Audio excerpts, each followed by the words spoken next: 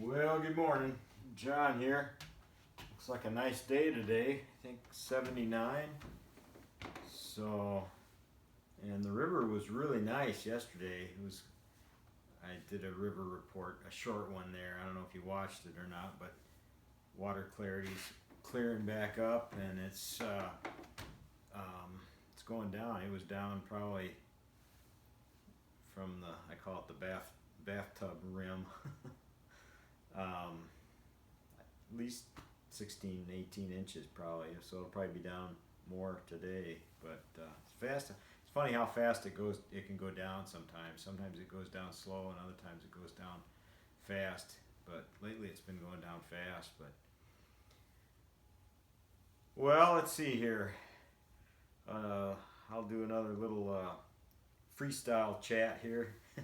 I guess all my videos are freestyle chat. I don't make any notes or anything, and I'm not a wordsmith, but they say that's good for the brain to put together thoughts and speak. Some are really good at it, and some, like me, not so much. But I was thinking that actually on the treadmill here just now, I was thinking of the analogy of like when you're in an airplane looking down at night, you can see like a major highway, and you'll see all the tail lights going one way and all the headlights coming the other way. It looks, to me, it always looked like a vein of, blood going through a vein from that perspective. You realize how insignificant man is when you're looking at it from that perspective, or from outer space looking at the earth. You think of all the people, but you can't see any of them. But the perspective of the plane has always fascinated me, because each of those little lights is, at least one soul in there, and maybe more, maybe four, maybe three, and they're moving through what looks to be a vein or an artery, and you think of how, if each of those souls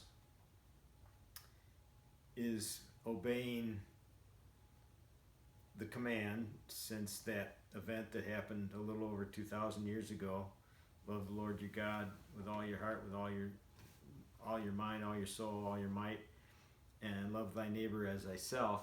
You think of, if every single one of those people in each car was doing that, how it would affect the communities in which they live. But if less and less of them are doing that and living, say, for their own, selfish gains or whatever, you think of the impact that would have on each of their individual communities. And it seems like the world is going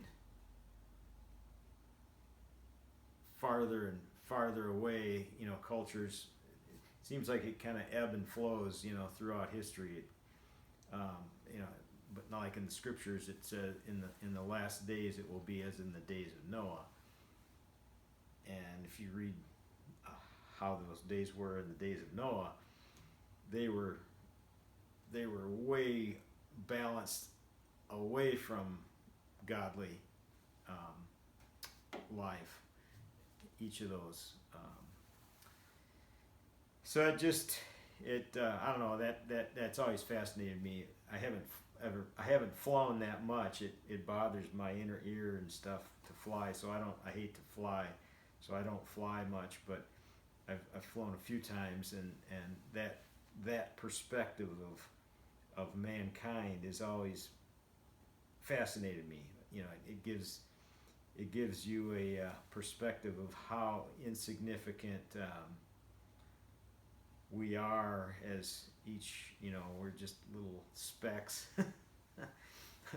and it helps it helps you keep a humble approach. It says God opposes the proud and gives grace to the humble. It makes you able to maintain a humble perspective easier when you look at things like that, versus being all proud and arrogant and thinking the whole world revolves around you.